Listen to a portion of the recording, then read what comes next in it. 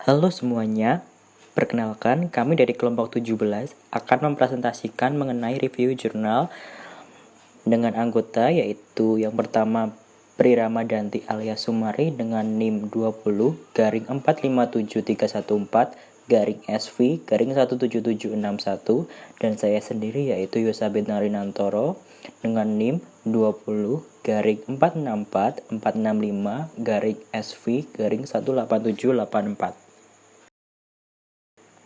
Yang pertama yaitu identitas jurnal dengan judul Analisis Keputusan Rumah Tangga dalam Mengkonsumsi Pangan Sumber Protein Hewani Asal Ternak dan Non-Ternak dengan Studi Kasus di Provinsi Daerah Istimewa Yogyakarta dengan volume 41 nomor 2 halaman 203-211 dengan tahun terbit yaitu 2017. Lalu ada nama peneliti atau penulis jurnal. Yang pertama yaitu Mujahidah Anggriani Umul Muzayana, yang kedua Sudi Nurtini, yang ketiga Rini Widiati, kemudian yang keempat yaitu Suci Paramitasari Syahlani, dan yang terakhir yaitu Tri Anggraini Kusumastuti.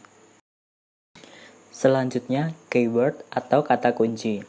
Kata kunci yang dipakai pada jurnal ini meliputi discrete choice model, marginal effect, pangan protein hewani, dan pengeluaran pangan.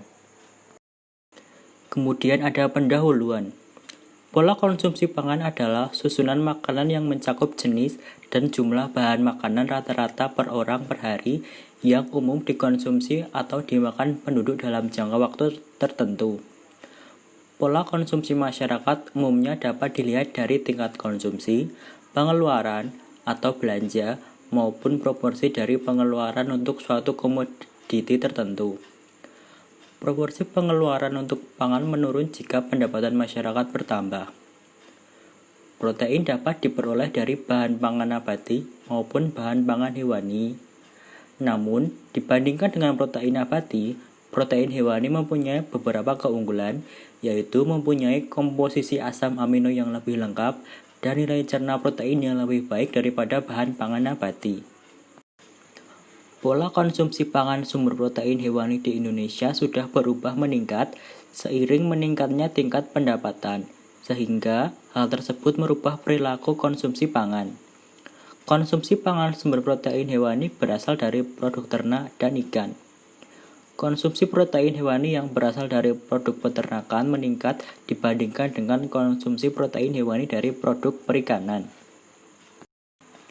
Selanjutnya ada tujuan penelitian.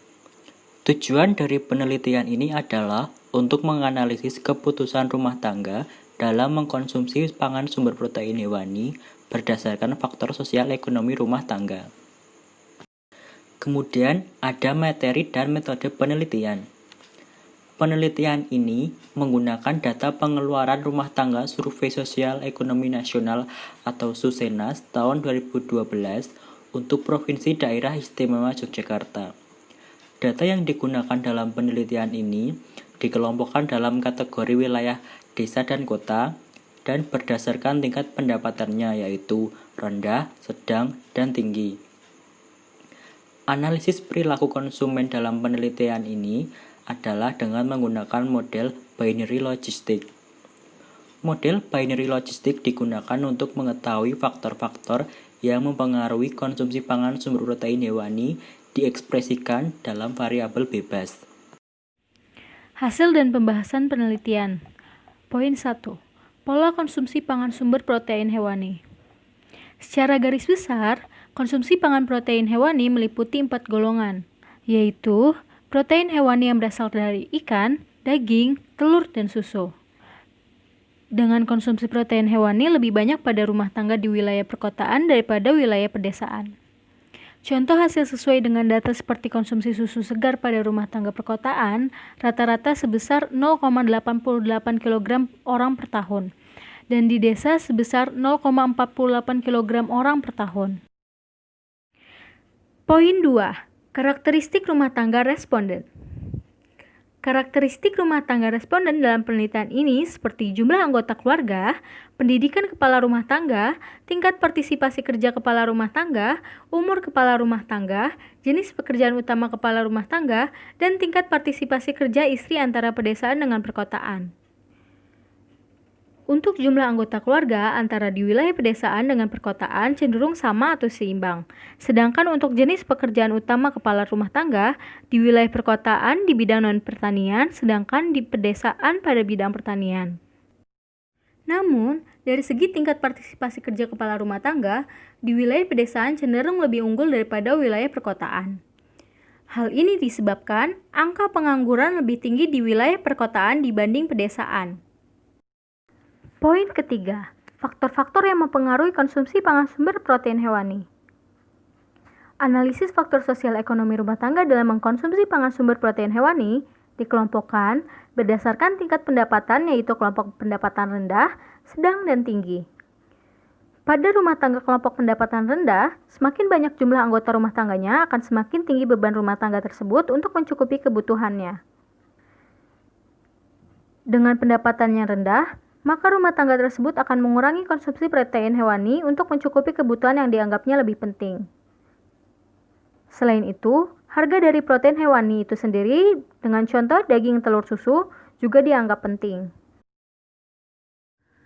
Pada rumah tangga kelompok pendapatan sedang, hasil analisis tersebut mengungkapkan bahwa pada golongan rumah tangga pendapatan sedang, kenaikan pengeluaran pangan akan berpengaruh meningkatkan konsumsi protein hewani. Dengan demikian, dapat dikatakan bahwa kenaikan pengeluaran pangan digunakan untuk peningkatan konsumsi protein hewani. Pada rumah tangga kelompok pendapatan tinggi, hasil analisis tersebut mengungkapkan bahwa meningkatnya jumlah anggota keluarga dan faktor kepala rumah tangga yang mengenyam pendidikan akan meningkatkan konsumsi protein hewani dalam rumah tangga tersebut. Fenomena tersebut mengungkapkan bahwa pada golongan rumah tangga dengan pendapatan tinggi, pemenuhan kebutuhan untuk konsumsi protein hewani sudah mapan. Selanjutnya adalah kelebihan dan kekurangan dalam jurnal ini. Kelebihannya adalah bahasa mudah untuk dipahami dan memaparkan secara rinci terkait hasil penelitian yang didapatkan karena isi jurnalnya lengkap. Untuk kekurangannya sendiri, jurnal ini tidak menggunakan data primer. Penelitian ini menggunakan data sekunder, yaitu data yang diambil dari literatur. Lalu, data sekunder yang didapatkan tidak sesuai dengan yang baru karena menggunakan data tahun 2012 dan seharusnya mencari data yang lebih baru. Yang terakhir, ada kesimpulan keseluruhan terkait review jurnal yang kami bahas.